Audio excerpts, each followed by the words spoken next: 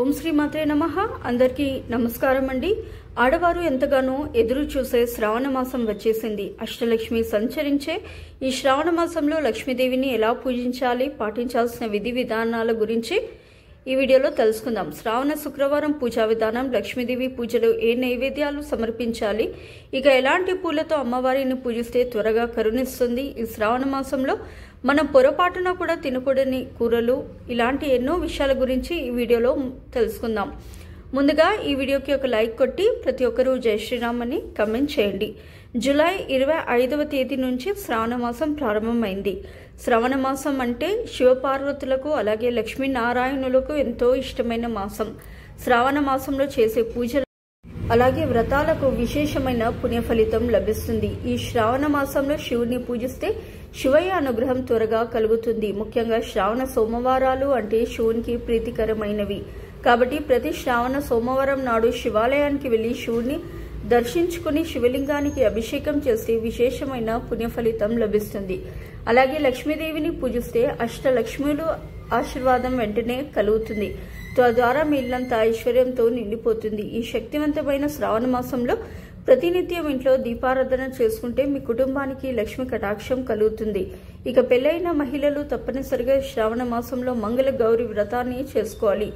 ఈ నెలలో వచ్చే శ్రావణ మంగళవారం రోజున మంగళ గౌరి వ్రతాన్ని చేసుకుంటే ఆడవారికి కలకాలం సుమంగళి యోగం సిద్ధిస్తుంది. శ్రావణ శుక్రవారాలకు చాలా విశిష్టత ఉంటుంది. శ్రావణ శుక్రవారాల్లో లక్ష్మీదేవిని పూజించిన వారికి సంవత్సరం అంతా డబ్బు సమస్యలు ఏర్పడకుండా లక్ష్మీ కటాక్షం సంపూర్ణంగా లభిస్తుంది. కాబట్టి ప్రతి శ్రావణ శుక్రవారం నాడు లక్ష్మీదేవికి పసుపు కుంకుమలు సమర్పించి లక్ష్మీదేవి చిత్రపటానికి గాజుల మాలను వేసి గులాబీ పూలతో కానీ మల్లె పూలతో కానీ లక్ష్మీదేవిని పూజిస్తే రుణ బాధలన్నీ తొలగిపోయి లక్ష్మీ కటాక్షాన్ని సులభంగా పొందవచ్చు. ఇక ప్రతి ఒక్కరి పూజ గదిలో తప్పనిసరిగా ఒక చిన్న లక్ష్మీదేవి విగ్రహం ఉండాలి. ఎందుకంటే ప్రతి శ్రావణ శుక్రవారం నాడు లక్ష్మీదేవి విగ్రహాన్ని పాలతో అభిషేకించి ఆవు నెయ్యితో దీపారాధన చేస్తే లక్ష్మీదేవి ఎంతో సంతోషించి అమ్మవారి చెల్లని చూపు మన కుటుంబంపై ఎల్లవేళలా ఉంటుంది. అదేవిధంగా ప్రతి ఒక్కరి పూజ గదిలో తప్పనిసరిగా లక్ష్మీదేవి చిత్రపటం ఉండాలి. విశేషంగా ఈ శ్రావణ మాసంలో కొత్తగా లక్ష్మీదేవి చిత్రపటాన్ని తెచ్చుకొని మీ పూజ గదిలో పెట్టుకుంటే మీ ఇంట్లోకి లక్ష్మీదేవి నడిచొస్తుంది. స్వయంగా ఆ లక్ష్మీదేవిని మన ఇంట్లోకి తెచ్చినట్టు అవుతుంది. కాబట్టి శ్రావణ మాసంలో ప్రతి ఒక్కరూ లక్ష్మీదేవి చిత్రపటాన్ని అలాగే లక్ష్మీదేవి విగ్రహాన్ని తెచ్చుకొని మీ పూజ గదిలో పెట్టుకోండి. ఇక మీ పూజ గదిలో ఉన్న లక్ష్మీదేవి చిత్రపటానికి తప్పనిసరిగా గాజుల మాలను సమర్పించాలి. లక్ష్మీదేవికి గాజుల మాలను సమర్పిస్తే కోరిన కోరికలన్నీ తక్షణమే నెరవేరుతాయి. ఆడవారి సౌభాగ్యం వర్ధిల్లుతుంది. ఈ శ్రావణ మాసం నెల రోజులు ఖచ్చితంగా ఇంట్లో దీపారాధన చేసుకోవాలి. అయితే ప్రతిరోజు దీపారాధన చేయలేని వారు ప్రతి సోమవారం, శుక్రవారం అలాగే శనివారం నాడు తప్పనిసరిగా ఇంట్లో దీపారాధన చేసి లక్ష్మీదేవి అష్టోత్తరం పాటించి లక్ష్మీదేవికి నైవేద్యంగా తీపి పదార్థాలను సమర్పించాలి. శ్రీ మహావిష్ణువుకు నక్షత్రం శ్రవణ నక్షత్రం కాబట్టి ఈ శ్రావణ మాసంలో శ్రీ మహావిష్ణువును ఎక్కువగా పూజించాలి. అలాగే విష్ణువుకు ఇష్టమైన తులసి మొక్కను పూజిస్తే అఖండ రాజయోగం కలిసొస్తుంది. ఈ శ్రావణ మాసం విష్ణు సహస్రనామాలు చదివితే మీ ఇంటికి సకల శుభాలు కలుగుతాయి. ఈ శ్రావణ మాసం నెల రోజులు ఆహార విషయంలో కొన్ని జాగ్రత్తలను పాటించాలి. అమ్మవారికి పూజించే భక్తులు ఈ నెల రోజులు మాంసాహారానికి దూరంగా ఉండాలి. అలాగే మీరు తినే ఆహారంలో ఉల్లిపాయ మరియు వెల్లుల్లి లేకుండా చూసుకోండి. అలాగే ఈ శ్రావణ మాసంలో ఎట్టి పరిస్థితుల్లోనూ వంకాయ, బెండకాయ అలాగే ముల్లంగి దుంపలను అసలు తినకూడదు. కాబట్టి శ్రావణ మాసం నెల రోజులు ఇంట్లో ఇలాంటి కూరలను వండకండి. ఇక శ్రావణ మాసంలో పొరపాటున కూడా కొన్ని తప్పులను చేయకూడదు.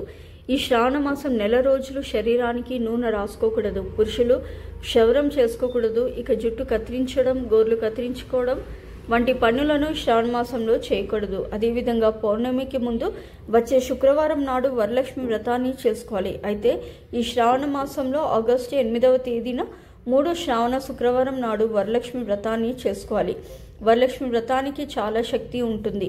ఈ ఒక్క వ్రతాన్ని ఆచరించడం వల్ల మీ కుటుంబానికి అష్ట ఐశ్వర్యాలు, సకల సౌభాగ్యాలు కలుగుతాయని నమ్మకం. మన హిందూ ధర్మంలో ఆవుకు చాలా విశిష్టత ఉంటుంది. గోవు ప్రతి భాగంలో దేవతామూర్తులు కొలువై ఉంటారు. కాబట్టి ఆవులకు పచ్చి గడ్డిని తినిపించడం, ఉడకబెట్టిన పెసలను తినిపించడం, అలాగే బెల్లం తినిపించడం వల్ల ఎన్నో శుభ ఫలితాలు కలుగుతాయి. మన చేతుల మీదుగా గోవుకు ఆహారాన్ని తినిపిస్తే ఆ గోవు నాలుక మన చేతులకు తగలగానే మన అరచేతిలో ఉన్న రేఖలన్నీ మారిపోతాయట. అంతటి విశిష్టత గోమాతకు ఉంటుంది. జాతక దోషాలన్నీ తొలగిపోయి మన జాతకంలో విపరీతమైన అదృష్టం కలిసొస్తుంది. ఈ పవిత్రమైన శ్రావణ మాసంలో పేదలకు దాన ధర్మాలు చేయండి. ఎందుకంటే ఈ నెలలో చేసే దాన ధర్మాలకు విరట్టింపు పుణ్య ఫలితం లభిస్తుంది. కాబట్టి నిరుపేదలకు అవసరమైన వారికి సహాయం చేయడం వల్ల దైవానుగ్రహం సులభంగా కలుగుతుంది. ముఖ్యంగా అన్నదానం, వస్త్రదానం చేయడం వల్ల పుణ్యం లభిస్తుంది.